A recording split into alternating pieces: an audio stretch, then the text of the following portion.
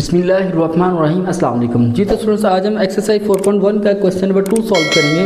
वो क्या कहता है जी, कहता है जी हमारे पास कुछ इक्वेशन इसने दी हैं, हमने क्या करना है, इनको फैक्टराइज करना है। ठीक है स्टूडेंट, तो जैसा कि मैंने आपको पहले भी बता चुका हूँ, ठीक है, क्वेश्चन नंबर 1 में भी हमने क्या करना है, हमने कोई एक ऐसा टेबल लेना है जिसमें हम लोग हमारे पास 5 और 15 दोनों आ जाए। ठीक है जी, तो अगर हम 5 का टेबल लें तो 5 1 दा 5 होता है एंड 5 3 दा हमारे पास 15 होता है। ठीक है, तो हम लोग यहाँ पे क्या करेंगे, 5 को कॉमन ले लेंगे, 5 इंटू, अब देखें 5 कॉमन आ गया, पीछे हमारे पास x रह जाएगा, आगे प्लस 15 को 5 पे डिवाइड करेंगे तो 5 1 दा 5 5 3 दा 15, यहाँ पे 3 आ जाएगा, ये इसका क्या है जी, आंसर है। ठीक है स्टूडेंट, अब हम लोग पार्ट 2 है, यहाँ पे देखें, अब हम उसने हमारे पास 3 हमें नंबर्स दिए हुए हैं, यहाँ पे 2 थे लेकिन यहाँ पे उसने 3 दिए हुए हैं। जब भी आपके पास इस तरह की इक्वेशन है जिसमें 3 नंबर हो, यानी कि a b और तीसरी कांस्टेंट वैल्यू हो, तो हमने यहाँ पे क्या करना है, फर्स्ट वाले को एंड वाले से मल्टीप्लाई करवा देना है, यानी कि x का स्क्वायर मल्टीप्लाई 3 कितना आ जाएगा, 3x स्क्वायर। ठीक है जी, उसके बाद ये हमारे पास दूसरा क्या है जी, 4x है।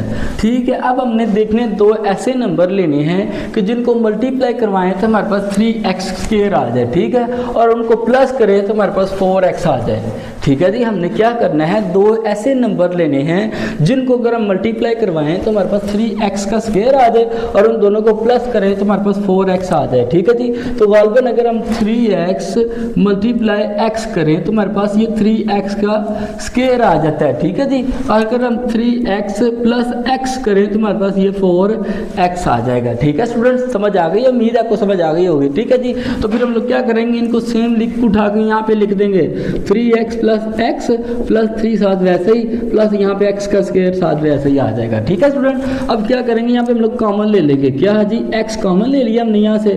ठीक है, तो पीछे x बच जाएगा और प्लस यहाँ से x कॉमन आया, पीछे 3 बच जाएगा। ओके जी, आगे प्लस, अब देखेंगे यहाँ पे x 1 है और यहाँ पे 3 है, यहाँ पे कुछ भी कॉमन आ रहा तो हम लोग यहाँ से 1 ले लेंगे। ठीक है जी, पीछे x प्लस 3 आ जाएगा। ओके जी, अब देखिए x प्लस 3 है, ये भी x प्लस 3 है, तो ये x प्लस 3 यहाँ पे कॉमन आ गया, पीछे हमारे पास ये x प्लस 1 ये बच जाएगा, यानी कि x प्लस 1, और ये इसका क्या है जी, आंसर है। ठीक है स्टूडेंट्स, अगर आपको क्वेश्चन की समझ आ गई तो कमेंट सेक्शन में ओके लाजमी लिखें और नेक्स्ट क्वेश्चन के लिए हमारे चैनल को सब्सक्राइब कर लें।